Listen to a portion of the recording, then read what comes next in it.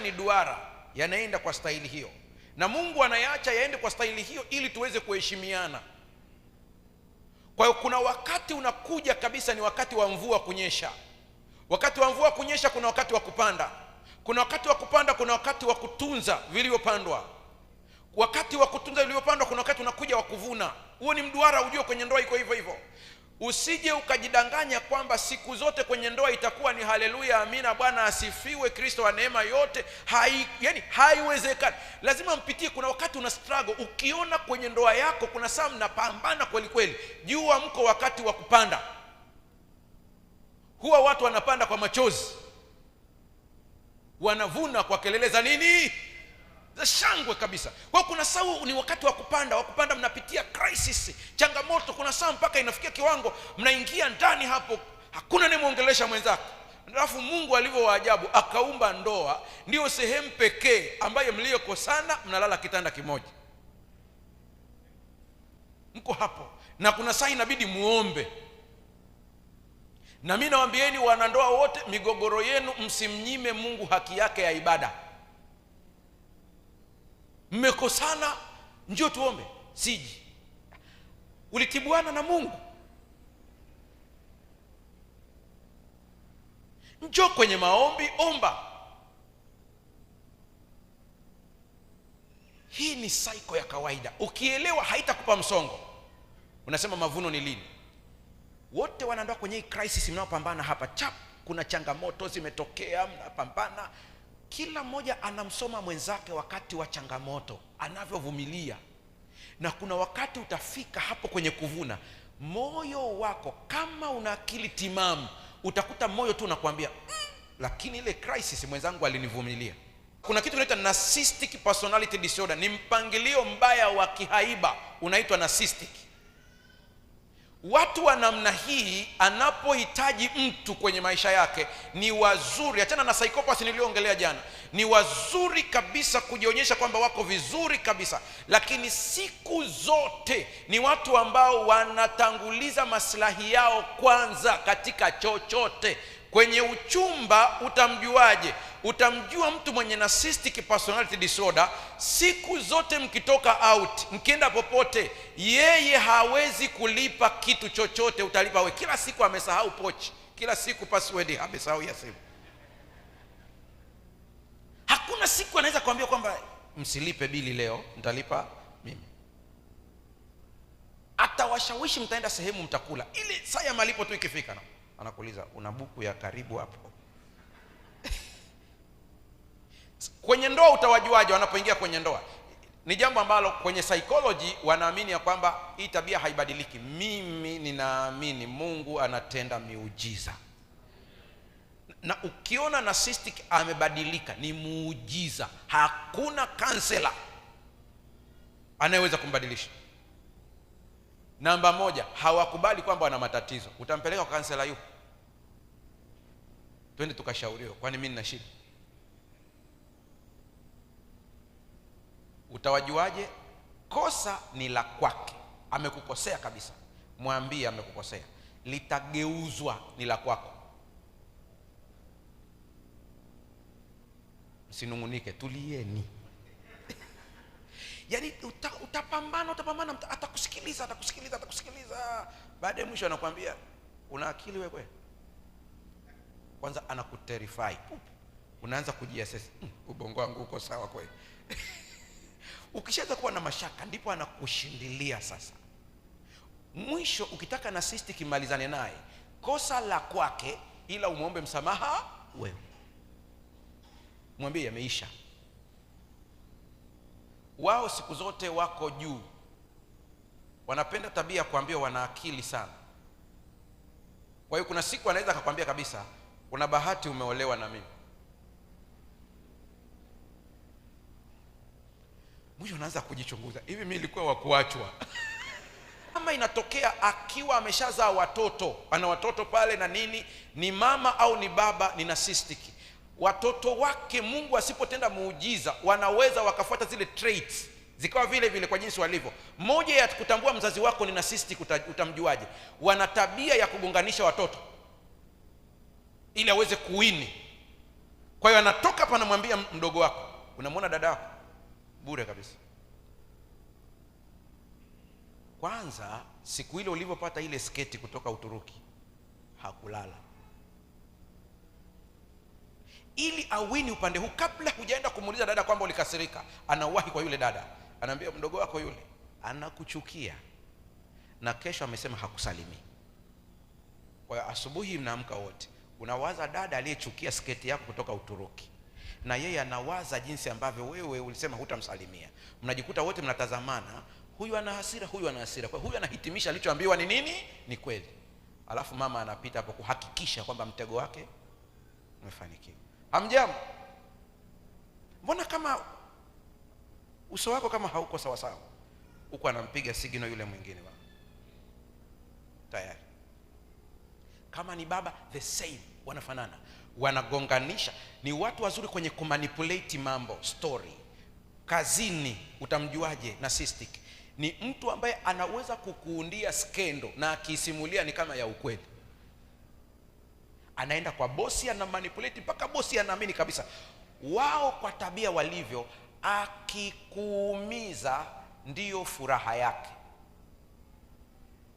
Kwa hiyo akiona saa ile amekuumiza, una hasira, unaumia, unatoa machozi, anakutazama, unafikiri yuko na wewe. Akijifungia chumbani,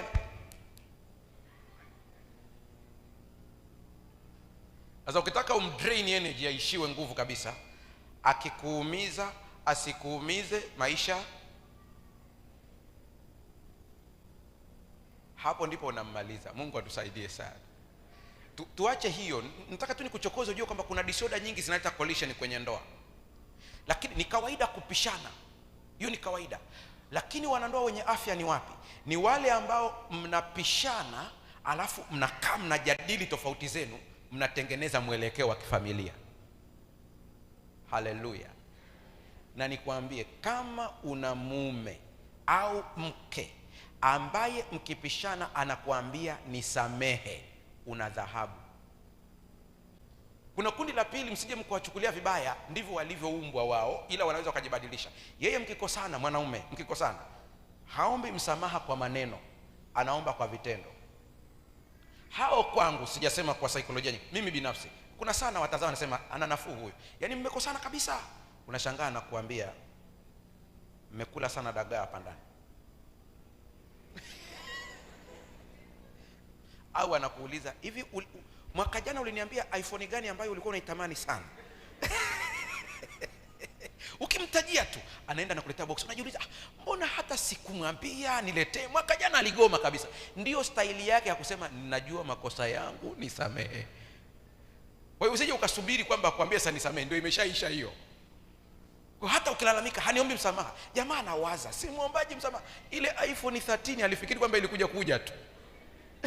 Ndio njia kuomba msamaha hiyo. Sasa kosaneni kwa sababu mna akili, ni sahihi, lakini sameheaneni, msonge mbele. Haleluya. Na ikitokea mmepishana pale ndani, jikazeni kabisa watoto wasijue kinachoendelea. Hiyo tunaita emotional intelligence. Unaweza kujizuia kabisa na ukawa vizuri kabisa kabisa. Sasa wakati naangalia talaka inavyoongezeka, moja ya sababu kubwa ambayo imeonekana, ziko nyingi, ni mkusanyiko wa matatizo ya wanandoa yasiyotatuliwa.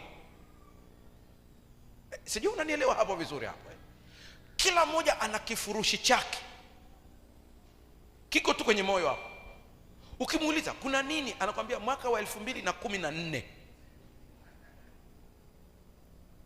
wakati tunatoka Tarime tunakuja Mwanza, alinijibu hivi na hivi na hivi na hivi. Sasa kuweka mambo moyoni kuna sababu zifuatazo. Hii nilifanyia utafiti mwenyewe kabisa. Moja ya sababu kubwa wanandoa kutunza mambo moyoni ni hii: anaogopa reaction ya mwenzake. Nikimwambia atasemaje? Nikimwambia atanielewaje? Kwa sababu kuna siku aliongea jambo, simba akafungua manyoya yote. Mwisho anasema ngoja nikae nalo. Na mimi nikwambie, unavyokaa nalo linakuja kutibuka huko mbele. Mfano, unaweza ukasema moja sababu kubwa watu kuachana ni zina, ni uasherati, ni ukosa uaminifu. Na mimi nakwambia kuna watu ambao wamekamatana ugoni lakini wamesameheana na ndoa inaendelea. Ikikubidi kusamehe, gharama ya msamaha kwa ajili ya watoto wako, fanya hivyo. Haleluya, fanya hivyo. Wahurumie wale, watazame tuseme hivi, hawa wanakosa gani? Sikia hii sentence, alichokiunganisha Mungu mwanadamu asifanye nini? Lakini shetani ana kampeni ya kutenganisha. Makundi yanaharibu huko kwenye magrupu ya WhatsApp, huko ya kazini, sijui ya vikoba, sijui ya nini, huko kwenye mitandao ya kijamii, kuna watu wanafundishana vitu ambavyo si vya kibiblia. Akikuzingua achana naye. Na shetani naye sijui kafanya kitu gani, mimi sielewi. Katika biolojia, takwimu inaonyesha kwamba idadi ya wanaume, jamani, si mmeisoma juzi, wametoa, ni mwaka jana wametoa, ni ndogo.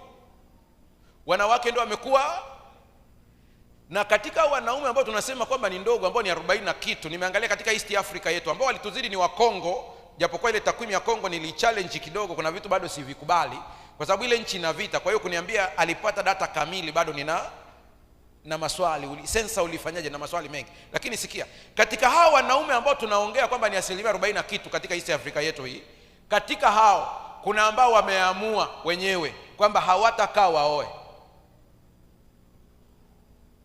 Kuna ambao katika hilo kundi wameamua kwamba waliumbwa vibaya, wameamua kuwa upande wa pili.